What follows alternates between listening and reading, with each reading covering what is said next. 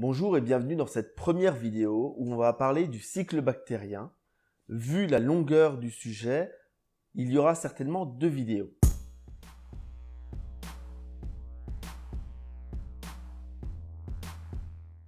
Nos bacs abritent des bactéries dans les pierres vivantes et autres médias adaptés à leur hébergement. Certaines se logent en surface et d'autres plus en profondeur, dans les pierres, dans les médias. On parle alors de bactéries aérobies, celles qui ont accès à l'oxygène dissous dans l'eau, et anaérobies, celles qui sont plus en profondeur et qui n'ont donc pas accès à l'oxygène. Elles vont permettre de dégrader l'ammoniac en nitrite puis en nitrate, et elles sont donc essentielles à la vie de nos aquariums. Pour se multiplier, ces bactéries ont besoin de carbone et de phosphate. Le phosphate peut venir du phosphate dissous dans l'eau. Pour le carbone, il peut être intéressant de faire des ajouts. La température est essentielle pour les bactéries. S'il fait trop chaud, elles vont mourir. Donc un bac qui a plus de 32 degrés pendant plus de 48 heures, ça peut être dramatique en termes de perte de bactéries. D'où l'intérêt, encore une fois, de maintenir une bonne température dans son aquarium. Pour faire simple, je vais vous expliquer la journée type d'une bactérie. Les bactéries se trouvent dans les pierres et dans la colonne d'eau, surtout pour les bactéries aérobies. Les anaérobies, c'est pas leur élément. Mais elles vont être dans la colonne d'eau, surtout la nuit. Parce que le jour, elles vont être dans les pierres, elles vont faire la dénitrification et elles vont être à l'abri de la lumière. La nuit, elles vont venir coloniser le reste de votre aquarium et donc pour ce faire, elles vont aller se faire une petite brasse dans la colonne d'eau. C'est aussi pour ça que nos coraux vont chasser la nuit, parce que la nuit, ils vont pouvoir croiser des bactéries et s'en mettre l'une ou l'autre sous la dent. C'est aussi pour ça qu'on va faire nos ajouts de bactéries le soir, la nuit, afin de les mettre dans les meilleures conditions afin qu'elles puissent aller coloniser notre aquarium.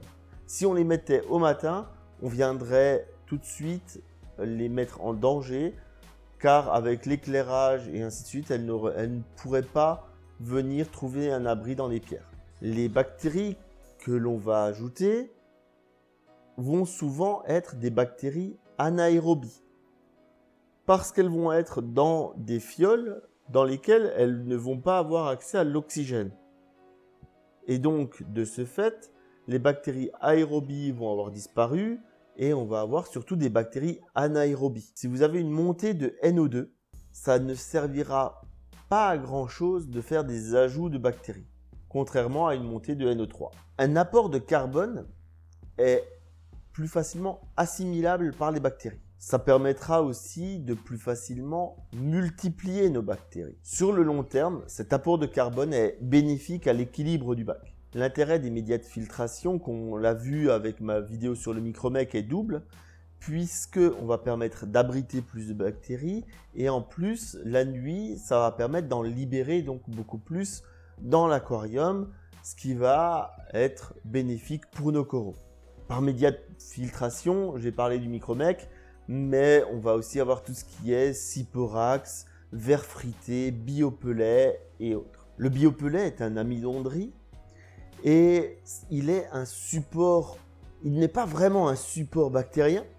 C'est pour ça qu'on va souvent rajouter du charbon actif qui lui va être un support bactérien et l'amidon lui va faire notre apport en carbone. Les médias donc qu'on va ajouter dans notre décante vont améliorer la dénitrification, mais il faudra toujours les nourrir avec un apport de carbone.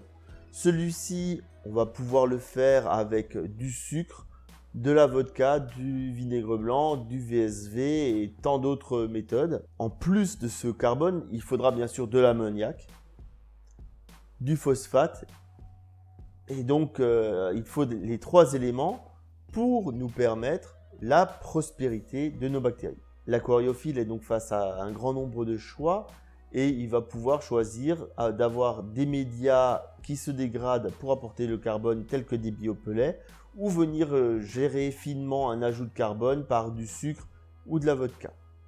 tous ces choix sont bons. Il faut juste savoir pourquoi on fait ce choix et comment est-ce qu'on le gère. Mais à partir du moment où vous avez fait un choix, il faut le respecter et tout faire pour arriver au résultat que vous attendez. J'espère que cet épisode vous a plu. Je vous dis à bientôt pour un nouvel épisode de Récif Captif, dont le deuxième épisode consacré aux bactéries. Et prenez soin de vos récifs captifs. N'hésitez pas à poser vos questions. Je serai ravi d'y répondre.